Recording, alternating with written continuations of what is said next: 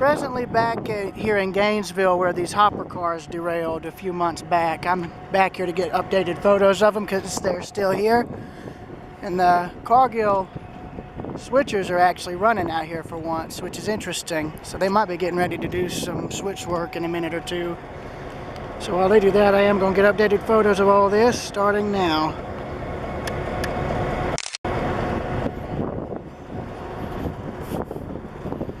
Yeah, but I'm surprised they haven't come in and hauled these off or scrapped them yet. Maybe this might give them some incentive to do so, I guess. I don't know.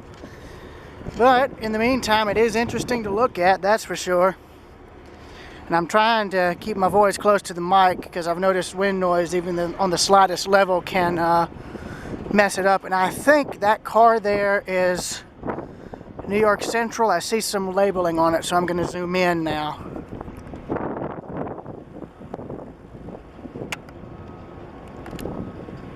It's N&W, Norfolk and Western. Better railroad than an S, no offense.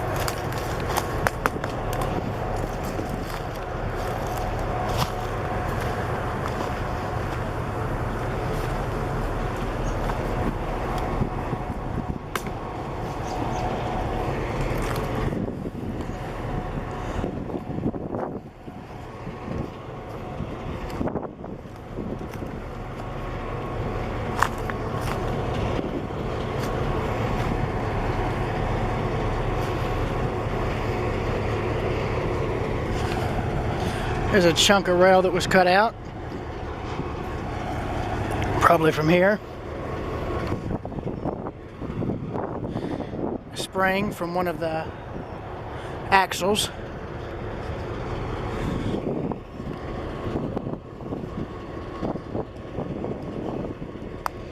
So I don't know if they're getting ready to move these engines or if they're done moving them or what, but it is interesting.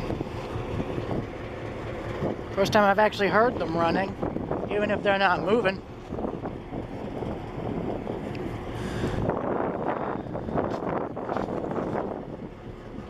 I don't want to be causing the train crew any trouble, so I'm staying on this side, obviously.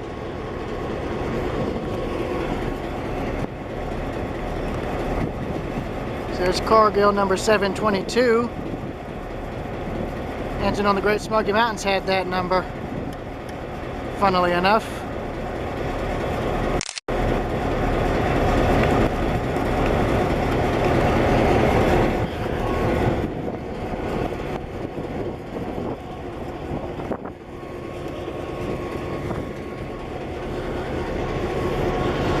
And here's these hoppers again in better light.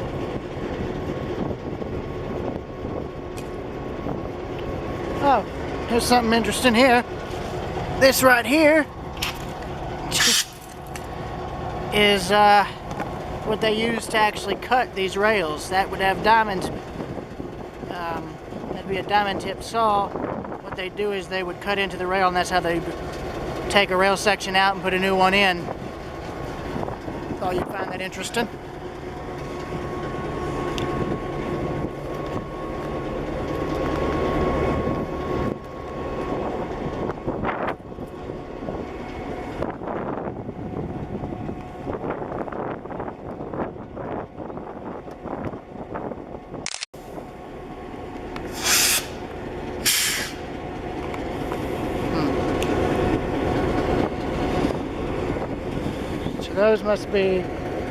Those must have the things on them that actually dry the compressed air out. Any moisture that's in there, it shoots it out. That's the hissing you just heard from the engines.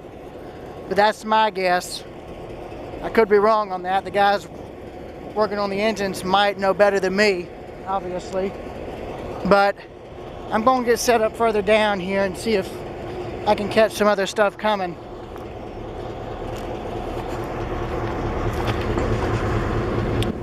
Of course, the trains weren't really the main reason I was here this time. It was to check stuff regarding college.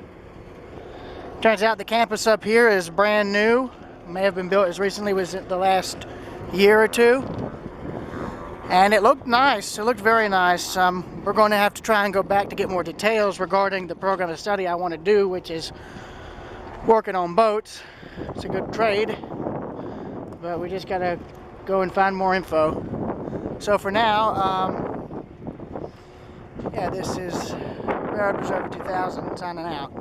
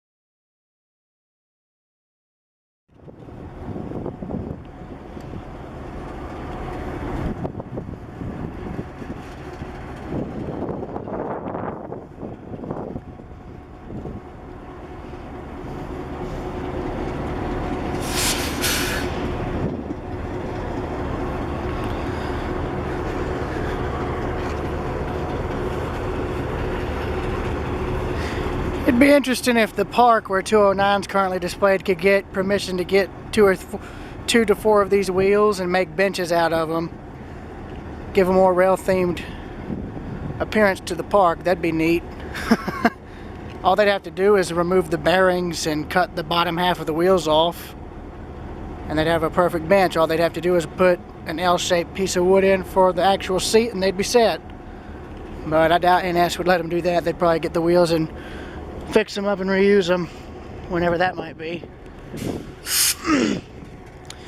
But this does give you an example of what they were worrying about regarding what caused the wreck in Palestine. These bearings right here.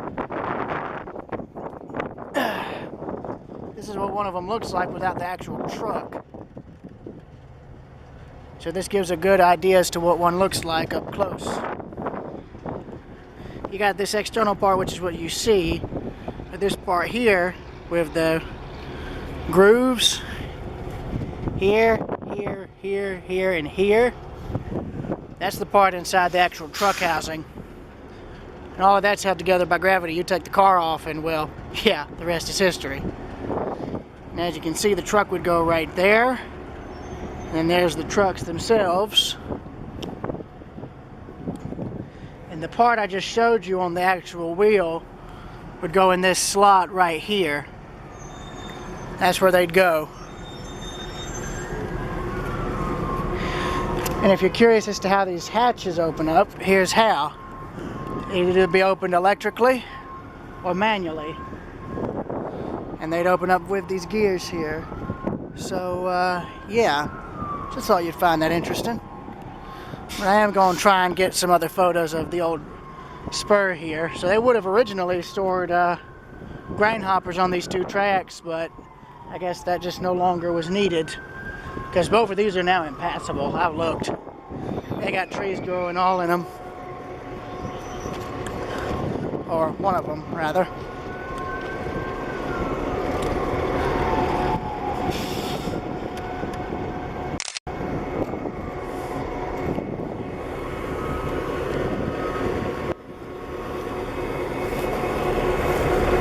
Somebody lost a bicycle tire over here.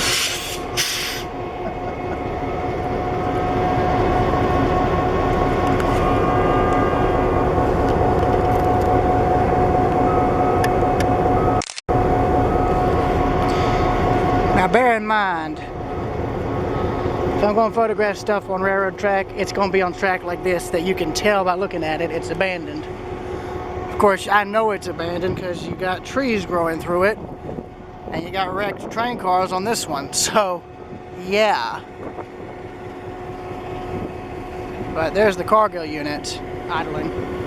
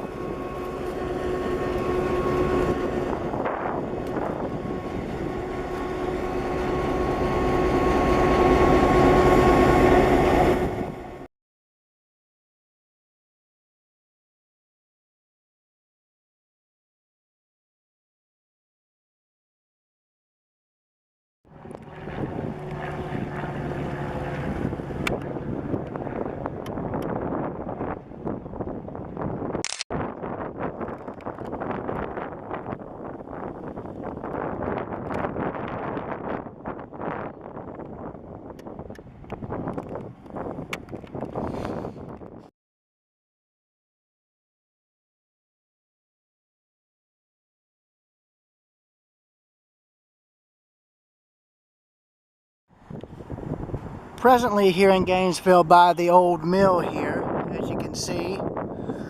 I'm currently where the old Midland sub, which you see in front of me, would have originally crossed and entered into Gainesville. Now, what you see here,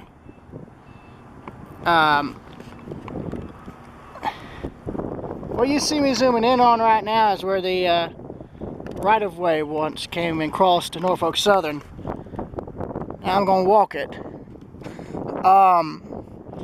You can see when they came in and ripped this trackage out about 20 years ago, all they did was rip the rails up and left the ties. That's what you see here. But even then, they didn't take everything. In fact, all they really did was again remove the tracks, and well, that was that, save for this little stub up here with some equipment next to it. In fact, what they did do instead is they took the right-of-way, have it do a sharp curve in front of this mill, and all they did is they diverted it right here. Well, yeah, they turned it into a storage track. Now, I'm walking on what would have been the conductor's side of the train if it would have been, if they were to have kept this open and kept it for switching. which is what they would have done 20 odd years ago. But here's where they stopped pulling up track, apart from where the diamond would have been and beyond. You can see they got equipment here for a derailer, which is here, which is pointless because the track, this stub is isolated.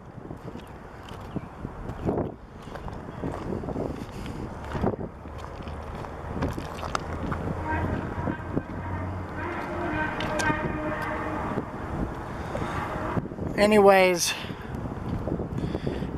if you go on Internet Archive and try to search all this stuff up regarding the rail remnants in Gainesville, you'll find photos of what this looked like back in 2000 and 2001, before all of this was ripped up.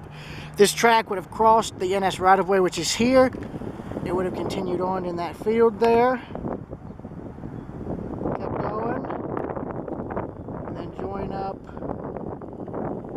where the trail is across the road all the way up there, where that truck over there is parked. And then it would have headed to the old Gainesville Midland Depot, and that's where the tracks would have dead-ended 20 odd years ago.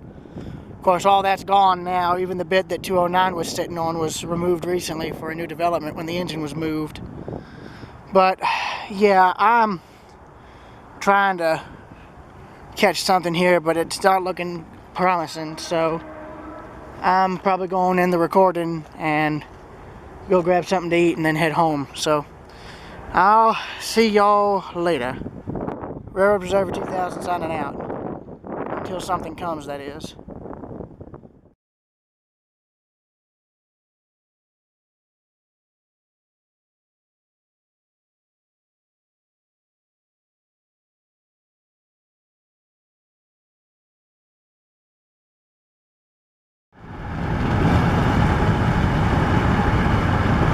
I like that new house. It looks like an old farmhouse.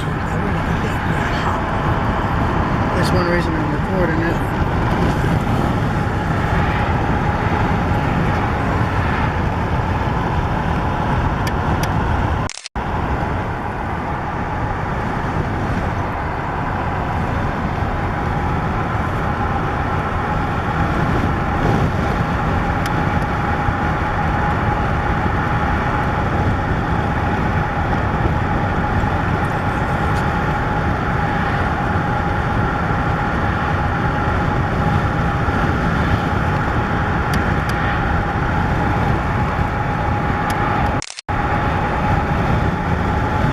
Of a mile, turn right onto Belmont Highway.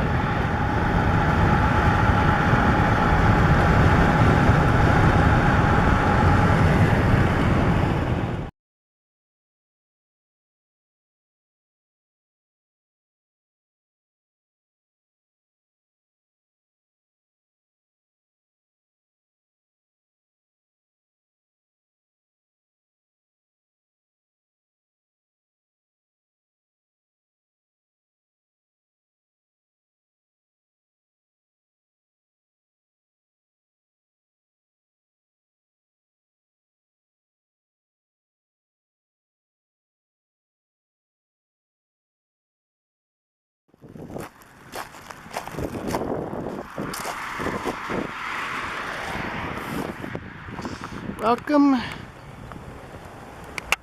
to Talmo.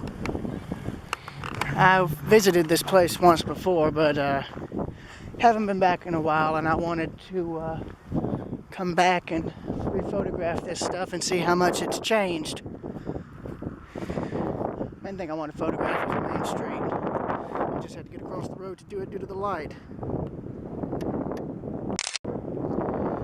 I wanted to try and get the side of this store here because it's got a bunch of old signs and whatnot on it.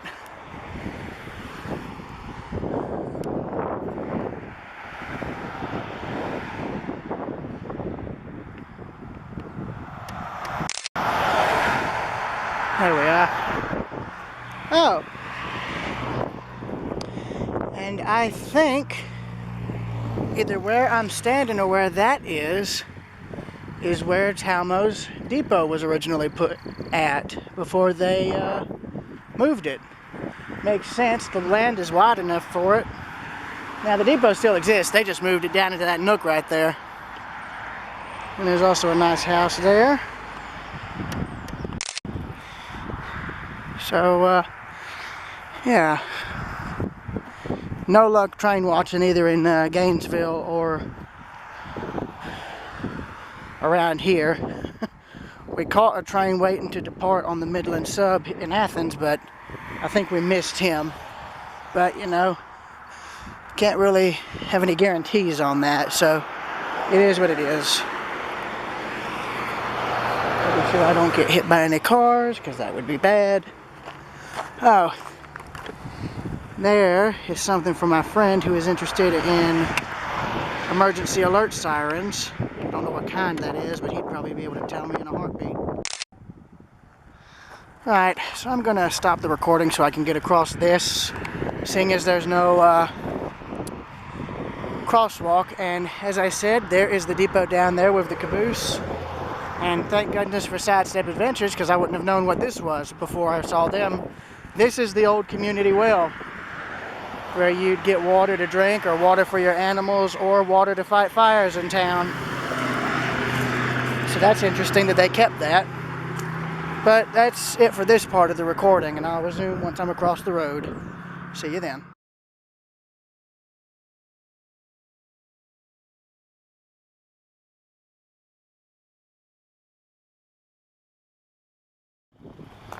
Alright, I'm back across the road, and as you can tell, I'm in one piece, which is great.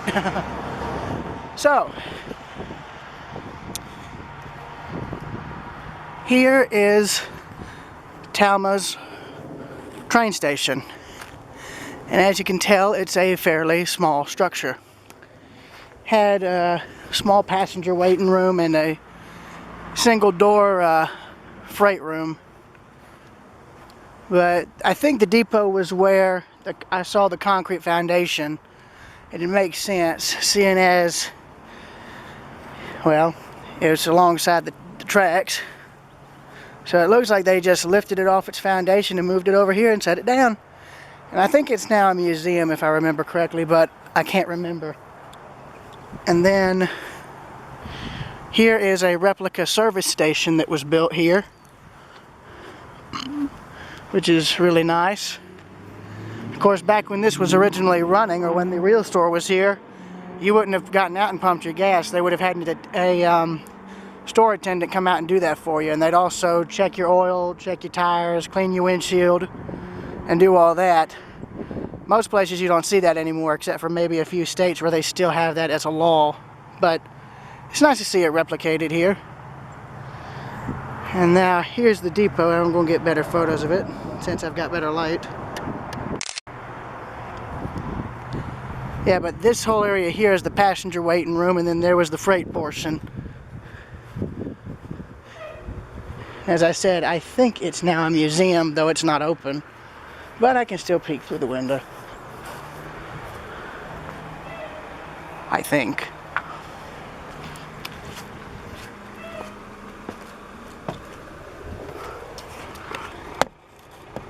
Oh. Oh yeah! It's original. They've kept the seats and everything. Oh. They had an emergency or something? Yep, they did. Well then.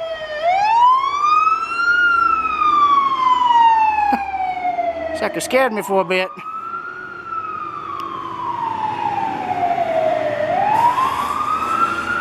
Well, first time I've ever caught that on film, but yeah. There's the inside of the depot. You got the, what would have been the telegraph operator's station. Ticket windows. And I think, yeah, there's your mail slot. So yeah, this would have apparently maybe doubled as the post office. It looks like it. So I have to see if whenever they've got this open, because this looks like it might be interesting to tour later.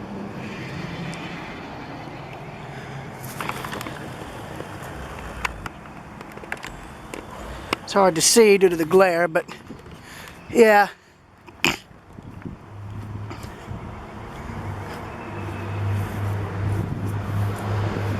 Yeah, but you can tell.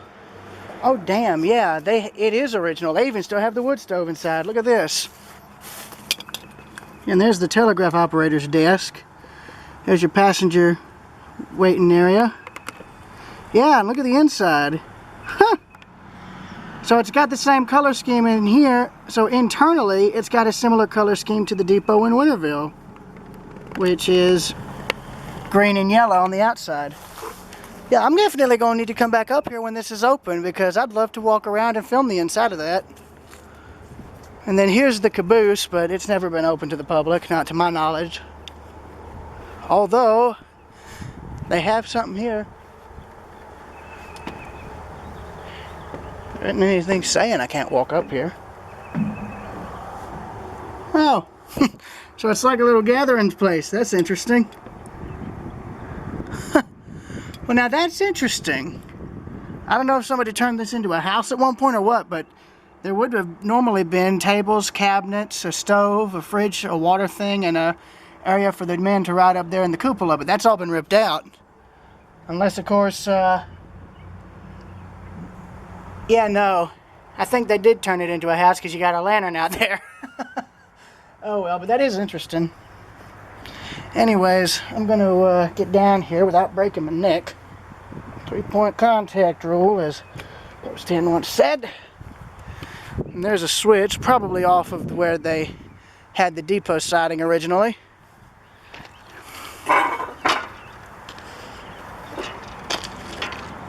That ain't gonna turn. It's probably locked for, it's probably rusted shut anyhow, but it'd be nice if it could turn. Oh well. Yeah, but you can tell this is an older caboose because it's got the old solid bearing boxes. And they normally have a metal rod the carman would use to flip that up and then close it to check the bearings.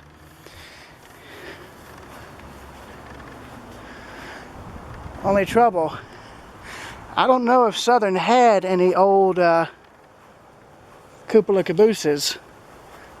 But then again, I could be wrong. That could have also been one they found and were able to get donated, but here's a picture of it.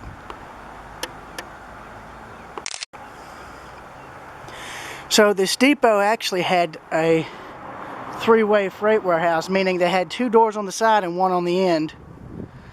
Which means they either had a siding for passenger and freight trains alongside the main and then maybe a stub end siding here, or this side faced the main road, and this was where you'd offload your goods from the train onto a truck where it would then be distributed around town. That would make sense if that were the case, because yeah, if you had the building with like this end facing, say, like this store here, that would put the telegraph window trackside. So yeah, that's exactly how it would have been sat. They would have had this end, if the depot was still trackside and you were driving in, this side would have been facing towards you as you drove in. So yeah, that makes sense. Anyways, I'm probably going to end it here, so till next time, this is RP2K in Talmo, Georgia, signing out.